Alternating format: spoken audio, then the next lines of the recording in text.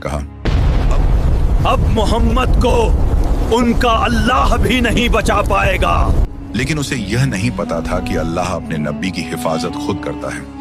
रिवायत में आता है कि रसूल अल्लाह सल्लल्लाहु अलैहि वसल्लम के कुछ दुश्मन जो हसद और नफरत रखते थे, मदीना के एक जादूगर के पास गए जिसका नाम था लबीद बिन आसम।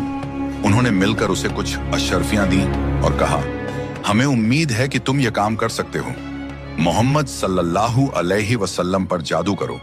लबीद ने जवाब दिया, मुझे थोड़ा वक्त दो, मैं वो जादूगर हूं जो फूंक मारकर इंसान को राख कर सकता हूं। रिवायत में यह भी आता है कि लबीद अकेला नहीं था, इस गुनाह में उसकी बीवी और बेटी भी उसके साथ शामिल थीं। कुछ वक्त बाद लबीद को रसूल अल्लाह सल्लल्लाहु अलैहि वसल्लम की कंघी और कुछ बाल मिल गए। ये बाल उस वक्त मिले जब आप अपने बाल बना रहे थे और कंघी में फंसे हुए बाल गिर गए थे। लबीद ने वही बाल उठाए और जादू करना शुरू कर दिया। उसने धागों की गिरहें बांधी और उन पर सख्त जादू किया।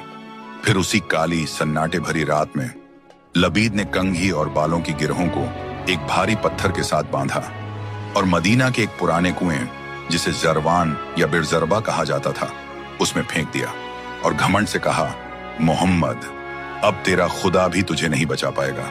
इसके बाद रसूल अल्लाह सल्लल्लाहु अलैहि वसल्लम को अचानक कुछ अजीब महसूस होने लगा, कभी कमजोरी, कभी थकान, कभी दिल पर बोझ सा।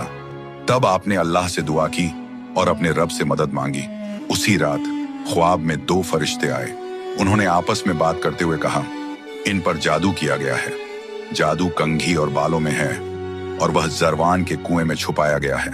सुबह होते ही रसूल अल्लाह सल्लल्लाहु अलैहि वसल्लम ने सहाबा को बुलाया और फरमाया कि वे उस कुएं तक चलें।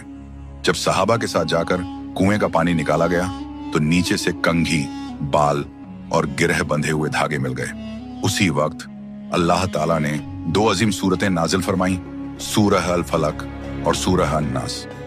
रसूल अल्लाह सल्लल्लाहु अलैहि वसल्लम ने जब आयतें पढ़ना शुरू की तो हर आयत के साथ एक एक गिरह खुलती गई और जैसे ही आखिरी आयत पढ़ी गई सारी गिरहें खुल गईं। जादू पूरी तरह टूट गया और रसूल अल्लाह सल्लल्लाहु अलैहि वसल्लम बिल्कुल स्वस्थ हो गए।